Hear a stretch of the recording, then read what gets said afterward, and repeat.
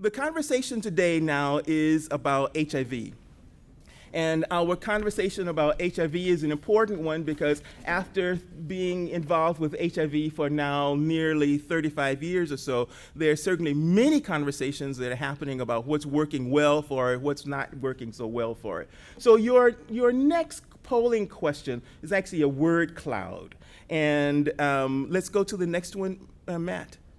And in one word, what I'd like for you to do is to tell me what you think about when you think about the current state of HIV. And this will produce for us a word cloud.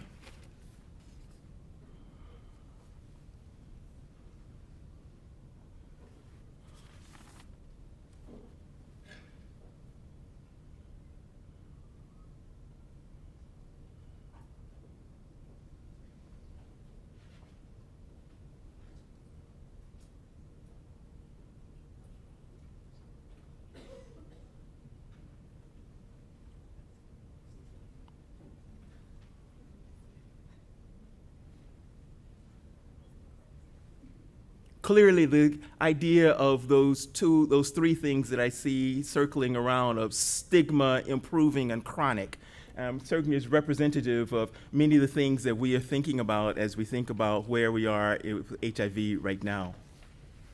Let's just take another couple of seconds on this to get a sense of where you are in your thinking. We've made some progress, we're doing some improving. We still have problems, and certainly one of those issues that we need to deal with is the issue of stigma.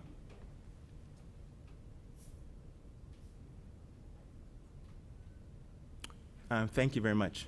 We'll have another polling question at the end of our presentation today. I want to introduce to you our presenter for today as we talk about this issue of HIV. Our presenter for today is Dr. Francois Venter. Dr. Venter is the Deputy Executive Director at the Wits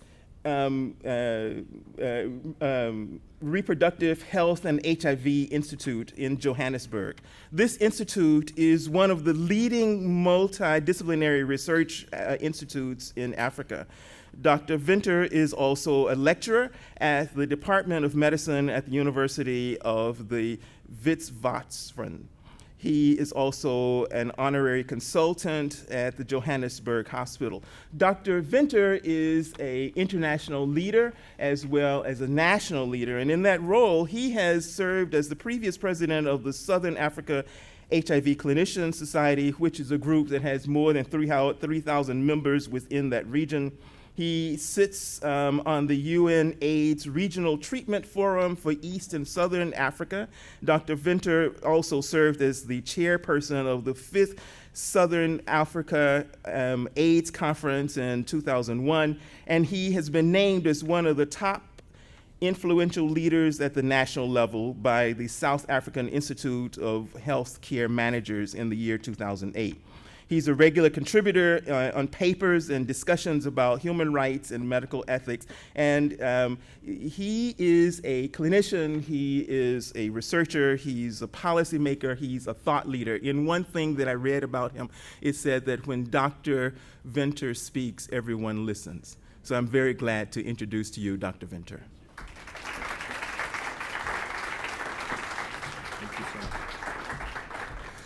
Thank you, and thanks for the invitation. I hope you listen. It's the one thing you heard is I'm not a public health person. I'm a doctor who's trained to look after patients, and I've been kind of dragged into public health, kicking and screaming. And often it's my collaborators, like poor Sydney, who've been the kicking and screaming ones. So what I'm going to talk to you is very much from a clinician's perspective and very South African focused. But I think there's some lessons for all of us, which I hope you find interesting. So I've talked about treatment and I've talked about prevention. For a very long time, I've been very savagely critical of the prevention field, although I do think it's a much more difficult scientific question than the treatment one is, which I think we've pretty much nailed. So in terms of disclosures, I've taken money from pharmaceutical companies that also fund a lot of my studies, so just so that you know, I'm also part of a very interesting collaboration which is trying to improve first and second line antiretroviral regimens in both Africa and Asia and poorer parts of the world. using existing drugs and using newer drugs and trying to fast track them through. And most of my work actually is clinical trials work at the moment, which is deadly dull, but which is very important in terms of trying to modify guidelines. I'm going to very quickly talk about South Africa, what we know about transmission and treatment, what the state of treatment is, and then what are the problems with prevention. So when people talk about HIV being a global problem, it is a global problem, but it is unbelievably concentrated in the south of Africa. It's not an African disease. There are parts of big chunks of Africa which actually have an HIV prevalence rate which is lower than the United States. So when people talk as a disease of Africa, that's actually not technically true. It's very much concentrated in the kind of middle and southern aspect of it. And in that circle is probably somewhere around 60% of all people with HIV in the globe live in that circle. And the majority of them are in South Africa. So why is South Africa so important? And it's not simply because I come from there. It's simply because of by virtue of its size and the scale of the epidemic. It's fifth largest country in Africa. The powerhouse countries like Nigeria and Ethiopia, which are significantly large, and Egypt. But it's got a lot of people by Southern African. It's by far and away the biggest country in the Southern Africa. It's also got the highest GDP in Africa. We trade that, but it depends on how badly our governments are doing it at that point, whether us or Nigeria have a bigger GDP. But at the moment, South Africa has the highest GDP and is much smaller than Nigeria. It also has some of the best infrastructure on the continent. With that, though, is the size of its HIV and TB problem, which is absolutely astonishing. And if you look at this little graph, you can see that about 25% of all the people in sub-Saharan Africa, as I said, the majority of people with HIV live actually in South Africa. Nigeria is 4 or 5 times bigger than South Africa, yet has a smaller epidemic. And that means it has translated into that 51 million, about 6.4 million people have HIV. And as I said, about 1 in 5 people with HIV actually live in South Africa. And that at the moment, this has come down, and I'll show you some of the data later, about 700 to 1,000 infections every single day, still ongoing in a country with relatively limited resources. There's a human face to this, which I think sometimes gets lost in all the numbers. This is a photograph of our sexually transmitted diseases clinic. The prevalence rate in that clinic in Central Hillbrow, I work in the slums of Johannesburg, is 70%. Amongst people with ulcerative STDs, it's 100%. So, every single person walking through that door is a very high likelihood of having HIV. This is a similar number in our sex worker clinic, which is just around the corner. About 70% of sex workers within central Johannesburg have HIV, which is the highest concentration in any discrete group that I've seen outside of transgender communities in certain Asian countries. It's absolutely incredible, the number of people with HIV.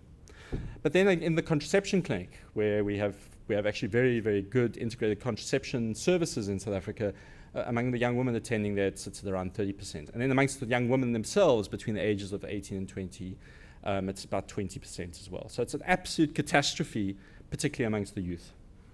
With it comes an absolute disaster in terms of tuberculosis. In fact, I'm much more afraid of tuberculosis than I am of HIV. HIV is, you'll see the treatment's safe, it's effective. Tuberculosis therapy is still sitting in the dark ages, both in terms of diagnostics as well as the treatment. And people often brag about the fact that TB is curable, but this is the kind of thing you're left with often, is what we call, that needs no explanation, a respiratory cripple in many cases, of people who've had their lungs damaged despite having successful tuberculosis therapy. And this is an ongoing epidemic within South Africa, which only recently started to turn around. So the reality check is this, is that at the moment, with the current prevention programs happening, about half of all South Africans have a lifetime risk of contracting HIV. And that means being diagnosed and entering lifetime therapeutic programs. And Kevin de Kock, who's a CDC heavyweight and who worked as the head of the WHO's HIV program for many years, had this to say about South Africa, is if South Africa fails, we all fail. We have a hyper-endemic country who has infrastructure, which has resources, which has some money. If they can't do it, God help people like Malawi or Mozambique or other countries which don't enjoy those resources. So I am very proud to be part of HIV, and I don't want to beat my chest too much about this, but it has, I think, revolutionized thinking in several areas. And I think I've tried to put together some of these areas to try and think about what we can learn from it and how it's changed the way that we do business in the public health arena. The first one, and this is only one slide, is it's really put paid to that 70s notion that infectious diseases are a thing of the past. And I think that anybody here, and I'm sure that many of you are involved in these programs, whether it's influenza, whether it's Zika, whether it's Ebola, whether it's whatever is around the corner waiting for us again, has meant that we've recognized with air travel the global threat of these infectious diseases. And I think HIV was what taught people that. It also put an end to xenotransplantation in transplant medicine. As we worked out that HIV actually evolved from transplantation of virus between species, the kind of move towards of using organs from other species ended almost overnight, thanks to that being seen. But I think that we now see truly the importance of being regarded as a global community and these diseases not respecting borders. It's also unleashed what I think is unparalleled, just in the last 10 years, access to resources, predominantly money, but also government time and staff. With it, also a lot of questions about lack of access. And you can see these kind of numbers. For instance, sorry, this slide actually seems to have got deleted. This is a PEPFAR slide showing around $30 billion allocated to HIV over the next, for 2016, 2017. The organizations like the Global Fund, even within countries, the allocation of resources from within African countries has gone up astronomically. So we've had lots and lots of money being given to HIV for programs, but it hasn't only stopped. This hasn't only stopped at programs. It's also been for research. I think it was Tony Fauci who said from the NIH, who turned around and said HIV might be the most studied disease of all time, and that's because huge amounts of money have been pumped into the research. And the reason that the treatment arena, to some extent the prevention arena, has moved so well has because these resources go into there. This is just the money for the prevention, for allocated to prevention. You can see massive amounts of money going into things like microbicides, vaccines, behavioral interventions, different forms of HIV prevention. And this university has also got to thank the HERO group, some of the people are here, which is located in Johannesburg, which has been very involved in trying to work out those resources. Treasury departments don't like not to know what's going on. And certainly the South African Treasury hates to think that it's going to lock itself into some sort of obligation around financing drugs or programs and then turn around in 3 years' time and find out they've run out of money, especially when that means that people die. So Gazina and her staff have all sat with the Treasury and worked out how much it costs to actually treat everybody in South Africa. And they've been doing that for the last 12 or 13 years now. And in fact, the Treasury feels like HIV is a really good buy by health standards. And we're going to come back to that in a moment, is that it doesn't know how much we spend on diabetics and it doesn't know how much we spend on TB patients. It has a very good sense of how much we actually spend on HIV patients. And we can say for X number of dollars, we get so many years of life in so many people. We have no idea what happens with asthma or with schizophrenia or with malaria. And this is why this has been actually a very useful process to have been part of. And just in case you're a little bit iffy about the money, this shows you what happened in Greece when they had their economic implosion. Greece has a relatively small HIV epidemic, as you'd imagine, but you can see the dramatic increase as their economy collapsed around the restructuring of their finances. And they essentially just stopped all their prevention programs, particularly around intravenous drug users and some of the prevention programs with gay men. And so, again, money really does make a difference. And we are seeing a situation at the moment with unprecedented resources being pumped into disease-specific programs, which are actually really making a difference. This is a little bit more philosophical, and I think, again, it's probably the right group to talk about this. HIV, because it's a new disease, you can put your finger on every single clinical decision, every single programmatic decision, and say, where's the evidence base? You can't do that with asthma and diabetes. A lot of those, the sad reality of much of medicine is there was a thumbsuck of experts who thought this was a good idea at the time. That became the benchmark expert opinion against which all science gets measured. What's happening now, I think, is a massive medical introspection around any decision-making within medicine. And part of it's driven by finances and the fact that medical healthcare is so expensive. But it's also things like HIV, turning around saying, what is the evidence base for what you're doing?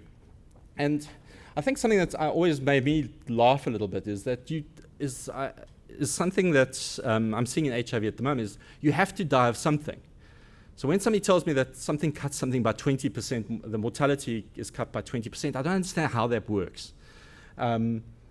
There is a complete obsession within my field as a clinician with how to live your life and how to live your life in such a way that you never die. And it's not clear to me, and I'm going to get to about the vested interest in this, about what that investment is. And the reason I'm bringing this up is it's come to HIV.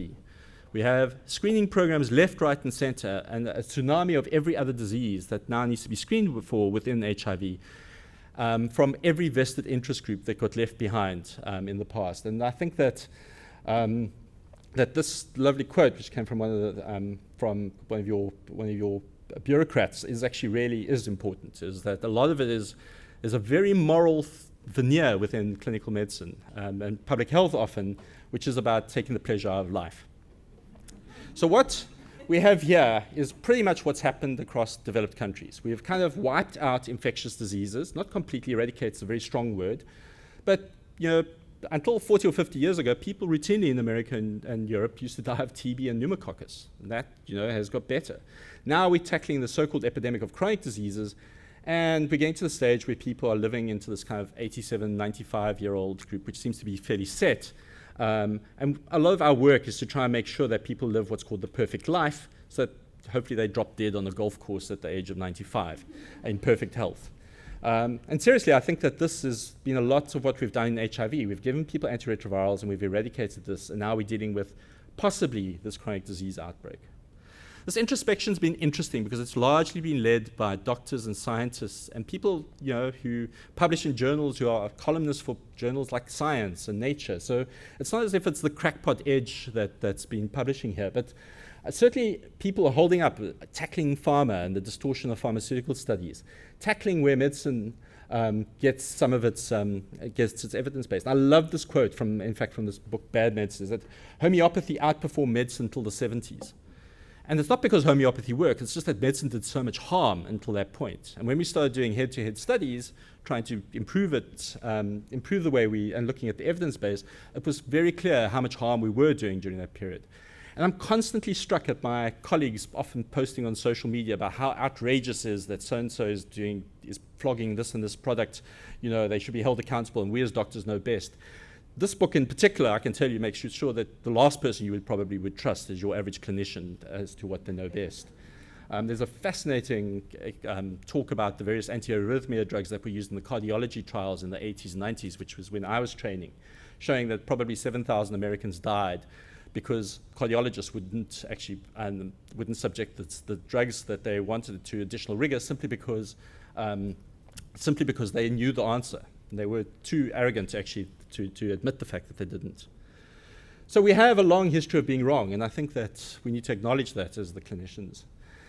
Where it's starting to show up, I think, is this idea of prevention is better than cure. And we're seeing it in the HIV field. It's screening. And a lot of feelings of, why aren't we screening enough? We should be looking for this. And certainly when I was a medical student, this is what I was raised on, is that you need to prevent things, you need to find them first and then intervene.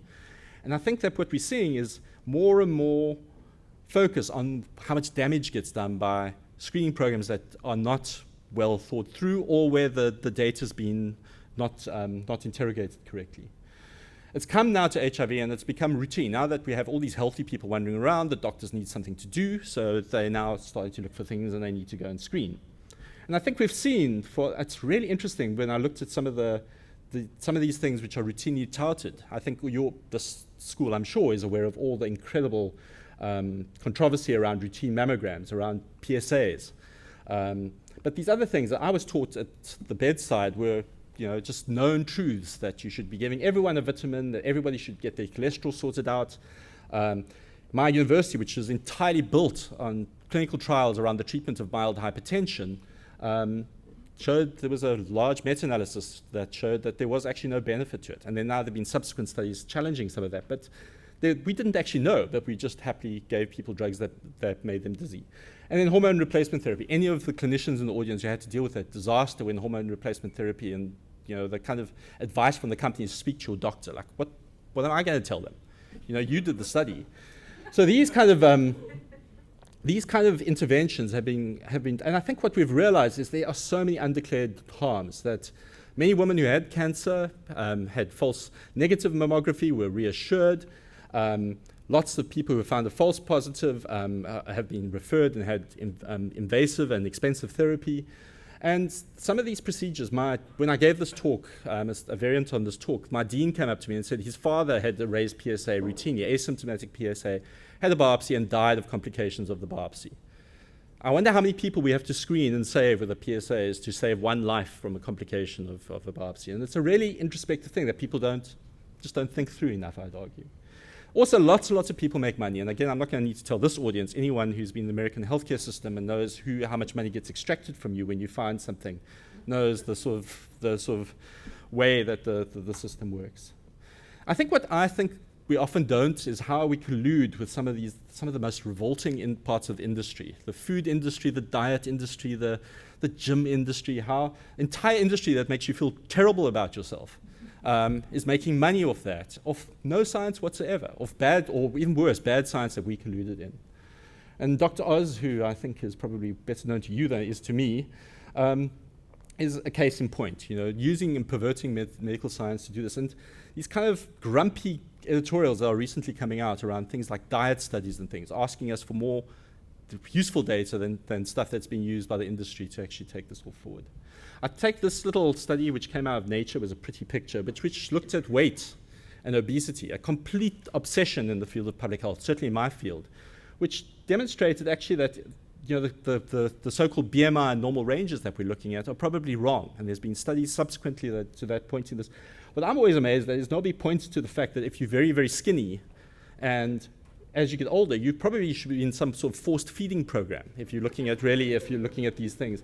There certainly does seem to be an inflection point, but the inflection point is much, much further along this BMI spectrum. However, we keep telling people they must lose weight, despite the fact, as this previous editorial said, that we have very little to offer them that actually works. So I just love these because this came out last year. What happens when your vested interest group doesn't talk to the researchers is a real problem, because what happened here is this massive study done by the Lancet Neurology that showed that dementia levels had been falling across Europe for the last few years. And then this study came out 4 days later saying that dementia levels, or specifically Alzheimer's, was exploding across the world.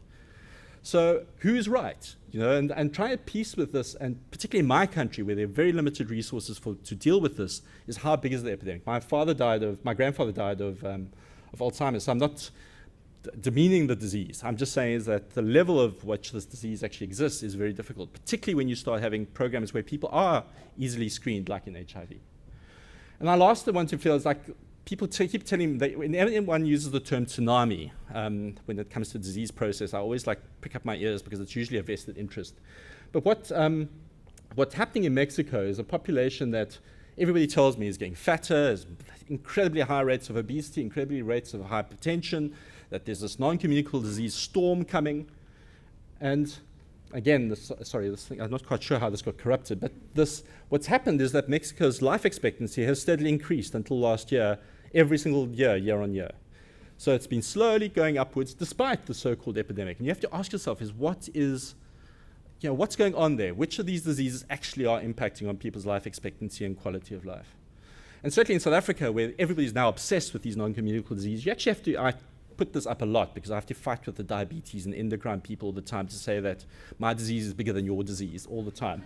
But over here, you can see these. So South Africa actually has very good mortality data. Our deaths, when somebody dies, they go into the whole system so that we capture this kind of information relatively well.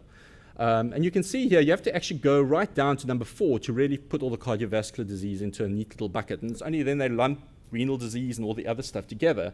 But TB, HIV, diarrhea, all the vaccine-preventable diseases are the things that still continue to kill South Africans, not the non-communicable disease. It's not to say that these things are not important. It's just that their role in terms of disease processes, I think, is really important to. This was a really depressing paper that came out last year in The Lancet, which says everybody's living longer, but they're more miserable. And I think that was pretty much the take-home message, is that we've been so focused on making people live longer, and we've actually been relatively successful at that in most areas of the globe. But those few extra years we're eking out are not great years. So let's go back to HIV, because that's why I'm here. But the thing about the HIV drugs, they are simply amazing. We are down to the stage where we take a tablet a day, and the disease essentially melts away. As long as you swallow that tablet and you take it regularly, you're going to be fine. It takes people who look like walking skeletons and transforms them into fully functional human beings, and it does it in no time at all. Even I'm still somewhat startled at how quickly people turn around. And it does it with kids. It turns them back into... Ashraf Kuvadio gave me these slides of this kid in Tapelo, and he says the only two side effects of the drugs is they get fat and they get naughty. And I think that is certainly what you can see here. But it really has been transformative. And I think, again, as I said, we've taken away the infectious diseases. We're starting to think about what are the chronic diseases we need to worry about, and thinking about how do we get HIV-positive people to have that perfect life. One of the things we've been grappling with is trying to balance the toxicity of the medicines versus the damage to the immune system in HIV. And when the drugs were really toxic, we try and delay therapy for as long as possible. Now we have much, much safer drugs. And these two studies, which were published in the NEJM back-to-back last year, demonstrated to us that actually giving antiretrovirals, even in early HIV, and it didn't matter whether you were in Boston or whether you were in Johannesburg or whether you were in Uganda, that there was approximately halving of serious events, particularly pneumonia and TB, but also some of the cancers, by giving antiretrovirals early. And this is my entire world in like one edition of the NEJM was destroyed. My whole lectures I've given for years and years on when to start just became irrelevant overnight, because we now know that you need to treat HIV as quickly as you can, and that the damage to the immune system with the current crop of drugs is arrested, and arrested well. What this has brought, though, is a really interesting situation that we have at the moment, is that we have 3 studies demonstrating, and these are observational studies, and they have all the problems that you guys know probably better than I do, which demonstrate that people are actually living longer with HIV than the general population they're drawn from. And this comes from the States, it comes from the UK, and it comes from Uganda. So 3 very, very different places. In South Africa, we have quite good evidence to suggest that when people start their HIV treatment above a CD4 count of 350, their life expectancy is pretty much normal. This, you might ask why I'm putting British data up there, because it's at the bottom. But you can see if you start your antiretrovirals above 350, your life expectancy is pretty much normal. And if you can survive for a year, your life expectancy is above normal. And the reason I'm putting British data here is Africa is getting richer. So using studies from rural Uganda might not be appropriate in 30 years' time. Hopefully, in 30 years' time, we'll look more like the nurse of these cohorts from developed countries like the UK. But this is what we're looking at. People are living into a ripe old age. There's studies from the US now demonstrating that more than half the people with HIV are over the age of 50. This is my work at the moment, which is around treatment, and we look like we're going to have a treatment in 2019 that is smaller than an aspirin. That's 1 tablet a day. It's incredible when I think about 15 years ago, people were taking tablets every 4 to 6 hours. Now we have a tablet that has almost no side effects, and this optimization of taking the drugs and making them better and better has been a lot of my work in the last while. What's interesting is we're starting to look at injectables, and if I'm always amazed, I feel like antiretrovirals are looking more and more like contraception than treatment. So we've got these depot preparations, we've got injectables, we've got oral forms of treatment, which will probably be different for different people and will be available in the next, probably in the next 2 or 3 years. The implantable, which is very exciting, will probably mean that people will only have to get the implant once a year, if it works. So treatment really has powered ahead. For us, the biggest problem is implementation and getting people into a very, very unfriendly system. And certainly stockouts of drugs in our system is a huge, huge problem. So it's all very well to have state-of-the-art, wonderful, cheap drugs. What's not so cool is the fact that, we battle to get people into a system of care and retaining them. What's interesting about this is this applies as much to Boston as it applies to Johannesburg or to Uganda, and the numbers just differ slightly. So you guys should be proud of Sydney and her team, because this study, I think, was probably the most important operational study to come out this year, but which looked at actually just making the system of care a little bit easier. So all they did was take a simple thing and say, can we give antiretroviral therapy at the point at which people were diagnosed or when they come in for their CD4 count, and demonstrated dramatic improvements in both virological suppression and CD4 and retention in care. When I teach with this study, I always say if this was a tablet, we'd be marching on the streets to get that kind of results. And I think it's important to understand that a lot of the work around drug optimization, which is trying to decrease the side effects and the cost, it's actually the systems interventions that are probably going to yield much bigger results going forward. And this certainly was from an American newspaper, is how much the healthcare system, and I think any of you have had to negotiate going through the healthcare system, understand the bureaucracy associated with it and the hidden cost that where it's actually the patient that actually holds the whole thing together, and how miserable we make the whole experience for people. This is a slide about stigma. In case any of you think it's so wonderful to have HIV, this was actually Grindr, which is the predecessor to the heterosexual Tinder. This was a British activist who put this up and said that he was on Grindr, like cruising for partners, and he put this up and he just said, this is in the gay community in Britain, you know, a community that you'd think would be really, really well versed, and this was the kind of impression he got when he tried to make contact with somebody. He was open about his HIV status. So stigma is real and present for people. This is still a pretty crummy disease to have, simply because it's sexually transmitted and there's a huge amount of stuff, and I saw stigma front and center of your word cloud. The other thing I just wanted to point to, this is a study that we're doing at the moment among sex workers in South Africa, which look at giving antiretrovirals to the sex workers or giving them pre-exposure prophylaxis, so stopping they go into high-risk situations, give them drugs to try and stop it. And we have lost almost no patients on this study. It's been incredibly successful and all the rest. And the next quote I'm going to show you is a fairly heart-wrenching quote, particularly when I'm from South Africa with its apartheid history. One of the patients was talking in Shona, and one of the pharmacists heard this. They're so nice to us, they treat us like white people. And I think this goes down to the heart of what is happening in health systems, is trying to treat people with respect is such a valued asset. We focus so much on the drugs, we focus so much on the diagnostics, yet people just want to be treated like human beings. And that's the stuff which I think we really haven't, certainly in my health system, we haven't noted. So as I said, we pretty much nailed treatment. I think that the drugs are amazing, we have to sort out the systems, but what about prevention? Well, I continue to talk about it as a disaster, and the big Durban AIDS conference happened just a few months ago, and some of the key stuff we thought was going to break the back of the epidemic was shown not to work. So we have lots in the bag. We have what's called test and treat, which is we give somebody ARVs and they don't transmit. Post-exposure prophylaxis, like when you have a needle stick or when you have unsafe sex. Pre-exposure prophylaxis, which is where you go into a high-risk situation. Male circumcision and condoms work, and needle exchanges work. These others are either theoretically heading for the market, they haven't been proved yet, or they are very, very controversial as to what they actually do, things like behavioral change interventions. Our prevention has been a dreadful field. There is so much morality attached to it because it's all about sex and it's all about power and all the rest of it. So people are blessers, by the way, is the South African term for sugar daddies. And people are completely convinced in South Africa that sugar daddies drive the epidemic. There's a very well-done observational study by the Africa Centre in KwaZulu-Natal that showed when you had a sugar daddy who was 10 or 15 years older than you, especially when you were over the age of 30, it was highly protective against HIV. That's the only data we have on sugar daddies. And if you're going to run, it hasn't stopped the South African government from applying huge resources into trying to deal with the fact that we don't have a sugar daddy, despite the fact that if it was a drug, we would probably hand it out tomorrow. And this, unfortunately, has bedeviled the whole HIV field. Obviously, putting everything together has more of a punch when it comes to prevention. We've known for the longest time that when your viral load is 0, you will not transmit HIV. This is Tom Quinn's data from 2000 from the NEGM ages ago, which showed that HIV transmission was linked to not having was linked to decreased transmission.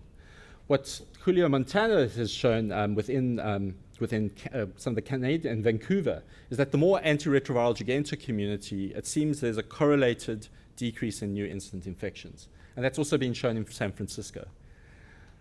So what does that all mean to you? Well, one of the studies that was done by Mike Cohen from UNC was a massive study called 052, which really took discordant heterosexual couples, where one was positive, one was negative, and he gave the positive partner antiretrovirals and demonstrated conclusively that there was no transmission. There was a single transmission, but probably from a seroconverter, but essentially the study demonstrated that the transmission went down to 0. There's a partner study, which is a more interesting study and a more ambitious one, which is simply an observational study where they recruit both gay and straight partners, where one's positive, one's negative, where the negative is not taking any form of HIV prevention. The only form of prevention is the positive partner taking HIV, is taking antiretrovirals. And there has not been a single transmission documented in the last 3 or 4 years that the study, it's ongoing, it's, as far as I know, they're even still recruiting. But this is probably, for me, some of the most powerful evidence that antiretrovirals treating the partner is the most effective way of actually getting rid of HIV. So then it makes it all very, very simple, is that we just go out, find everybody, and give them antiretrovirals and get them to swallow their tablets. And this has certainly been the focus of several papers, including a Lancet paper in 2006 by Julio Montana, but this was the paper that stirred things up in 2008 by Ruben Granich, who said that if in South Africa, if we just found everyone and gave them ARVs, we could get the epidemic under control in no time whatsoever. Now, the Africa Center again came along. This is an amazing collaboration. If any of you want to ever have a really, from a public health perspective, it's an amazing monitoring study. They essentially, in Science, published this paper which showed that for every percentage point increase in ALT coverage over the kind of space over 2004 and 2011, you could get a 1.7%, you saw a 1.7% reduction in new incident infection. So very nice correlation here between treatment and prevention. And a very interesting, very well done study by collaborators with this university, and certainly convinced me that it was worth a shot. The problem was the conference 3 months ago, and we had lots and lots of papers claiming to have reached this magical 90-90-90, which is 90% of people found, 90% of people put on antiretrovirals, 90% of people virally suppressed, the kind of holy grail for trying to milk the prevention benefit out of treatment. And Sweden, Botswana, Denmark, a whole range of countries and cities have claimed this. The problem was that several things happened in July. There were some success stories in terms of uptake of treatment. Botswana was a major one. Diane Havlier from the West Coast, Sweden. The problem was that most of these studies actually, while they managed to show this, the one study that looked at new incidence infections, which was done in KwaZulu-Natal at the Africa Center, showed absolutely no impact on incidence. And that was being very, very frustrating. Some of these other studies also have really battled to bring people into the system. They found them, but they didn't manage to get them on antiretrovirals. And this World Bank article, which there was a lot of rhetoric prior to this conference about the end of AIDS, said this is the end of AIDS, that we must stop talking about. And incidence has remained very, very high, and things like PrEP have been seen as magic bullets for this. But even though there's a general downward trend, certainly in Africa, the decrease has been very, very anemic. And this is the South African epidemic, and you can see that there was actually a decrease long prior to antiretrovirals being introduced. And in fact, this looks to me like any old infectious diseases curve, which you see in the Petri dish, or whether it's Zika, or whether it's Ebola, or anything else. This is what the classic infectious diseases curve looks like. The impact of any of these prevention interventions is very questionable when you look at this. And this shows you what we're still dealing with. And this is data which is a few years old, but hasn't changed. There's updated data from COPESA, which just shows this extraordinary age-linked HIV incidence rate amongst young girls, where we're starting to head at 1 in 5 of them have got HIV in that 19 to 20 zone. There was a study done at the same time as COPESA looking at young girls versus sex workers in the area, and they had exactly the same HIV incidence rate. So you can see this exquisite, to my mind, must be genetic vulnerability to HIV.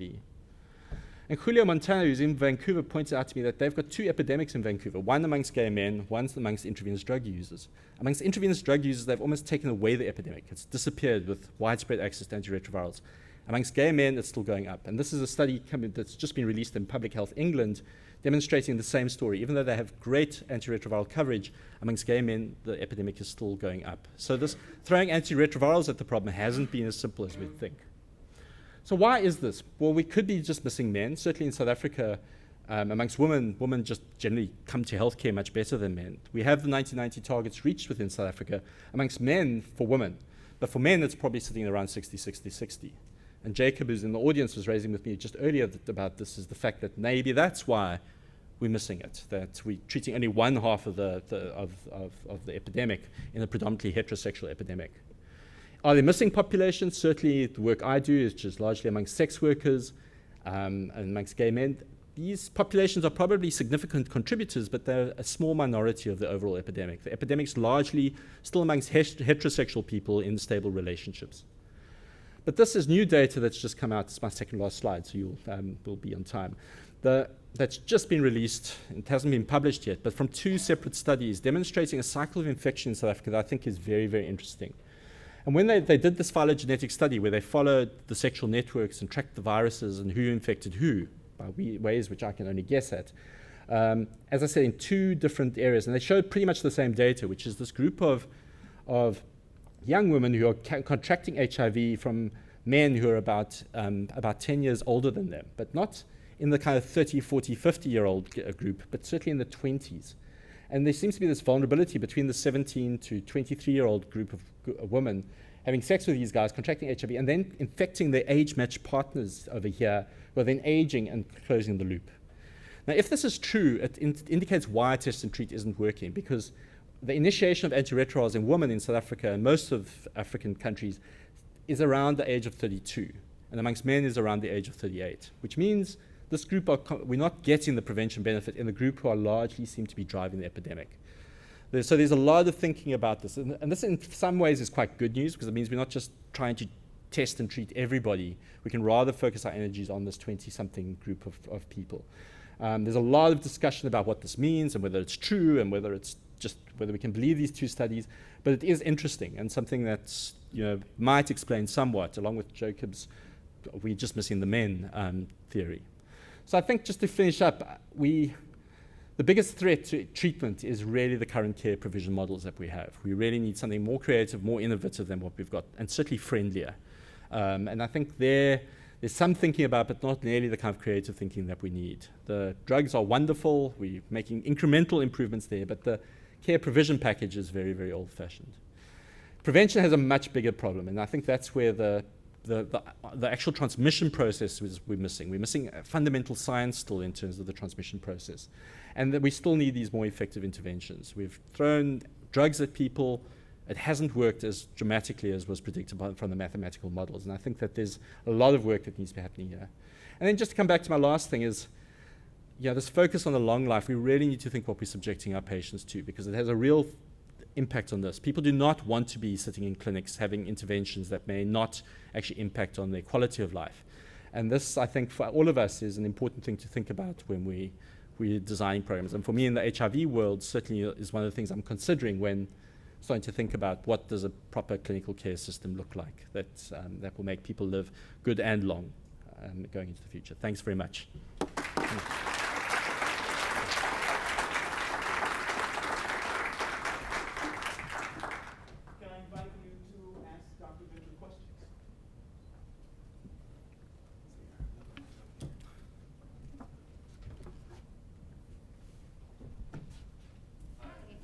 Oh, is it on? Oh, I think it is.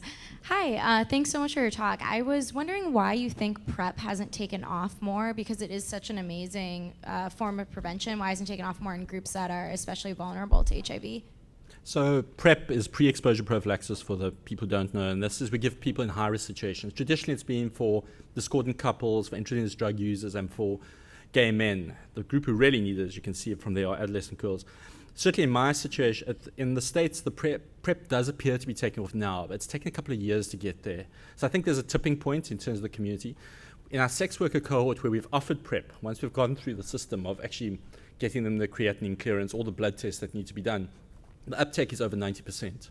So I think some of it's a bit of a PR battle, and that some of it is just making sure that our staff are actually offering it properly.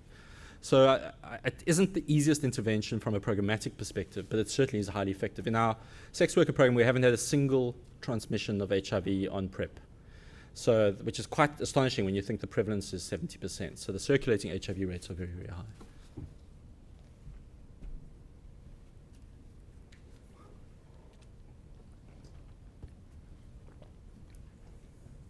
Thank you for your talk. So the benefits of treatment are clear. And I was encouraged to hear that Treasury is on board with the cost effectiveness of treatment as well.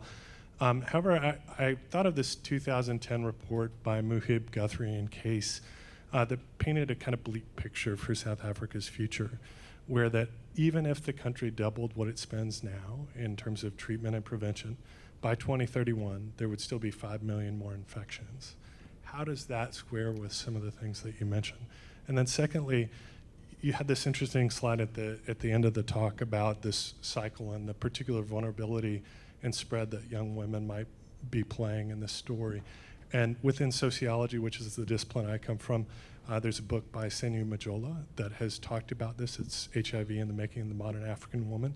And I didn't hear you mention that, and I was curious if her book had filtered into that debate at all. I didn't quite hear the last question. So the sort of cycle Yes, that you the talked triangle, about. you're right. Right, and so you'd mentioned a couple studies that sort of pointed to this cycle, and within sociology, which is the discipline I come from, there's a book by Senyu Majola called HIV and the Making of the Modern African Woman, and I was just curious if her book, which really takes that cycle, filtered into that debate at all.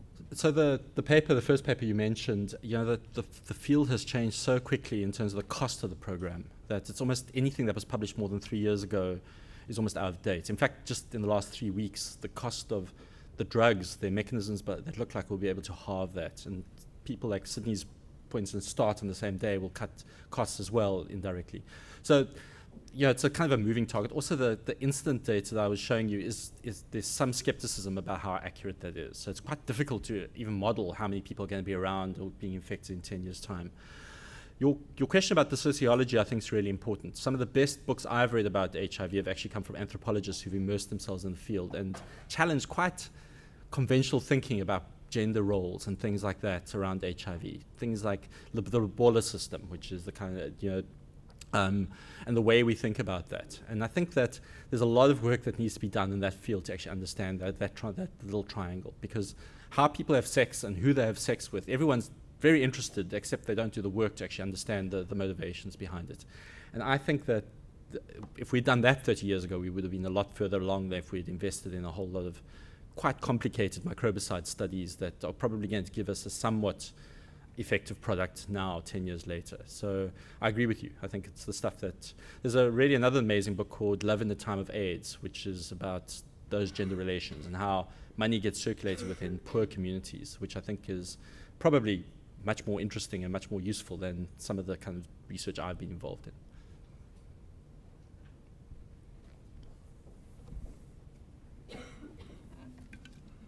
So I'm thinking about the low rates of uptake for HIV testing and screening and then linkage into care. And I would think that part of what would drive that might be underlying low levels of demand for HIV treatment.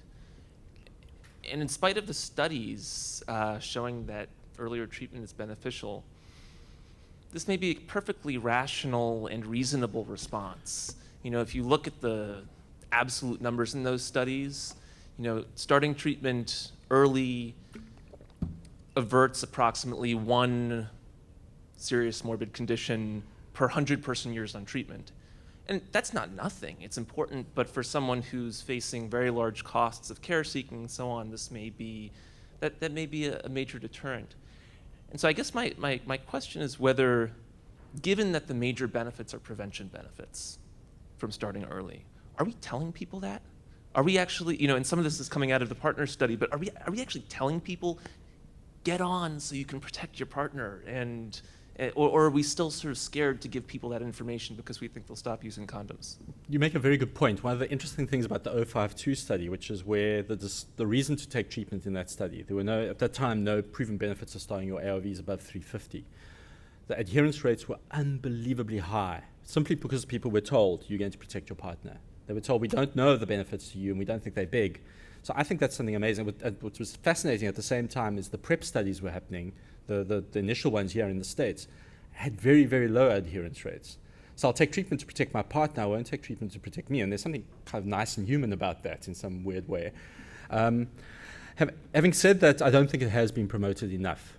The numbers needed to treat in the START and Temperanus, in the START study, was 70 to stop 1 serious event annually, which is not insignificant, but in a highly, in a poverty-stricken environment that may not be your priority. As you say, maybe the resources to get to the clinic, to buy the tablets, to deal with having a day off work and explaining that, you might make a cost-benefit and say no. And certainly when I used to teach that cost-benefit environment, I would say if I was not in this, based before the Temperanus and the START study, based on the data that was available then, I used to say if I was not in a sexual relationship, I wouldn't take those tablets. I know the toxicity, there's this vague, badly characterized benefit. I would just stick around and not take them because I've seen the toxicities. So I think you're right. And the interesting thing is that 20-something group we were talking about, where we have to focus on, the numbers needed to treat there is looking more like 1 in 2 and 1 in 300. The benefits in numbers needed to treat were actually in the older groups, the people over the age of 50 were largely, and the people with very high viral loads. So the question, we are going to have to market it a lot better than we have at the moment. And it probably applies to PrEP as well. Please join me in thanking Dr. Venter. Thank you.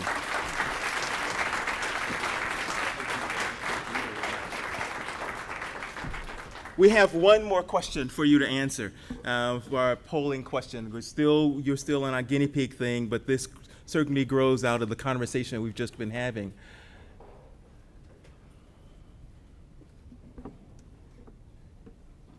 As you think about where we should place our resources right now,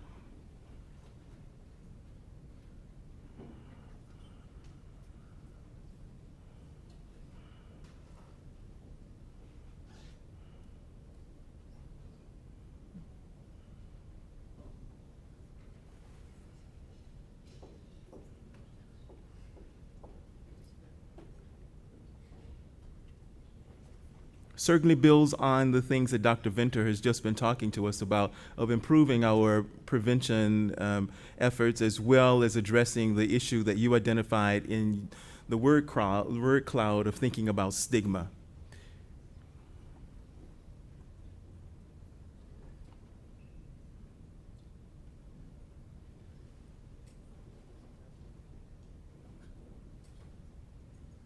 Yeah, thank you very much for doing that. Let me just let you know about 2 other events that are happening. One is on December 1st. We have our next symposium, Dean's Symposium, that will be entitled "Where You Live Will Affect Your Health."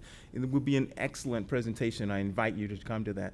And also, there's an opportunity for you to participate in a conversation about guns and how those guns impact your lives. You'll hear more about that on November 15th and 16th. Look for some information about that. Thank you very much for joining us today.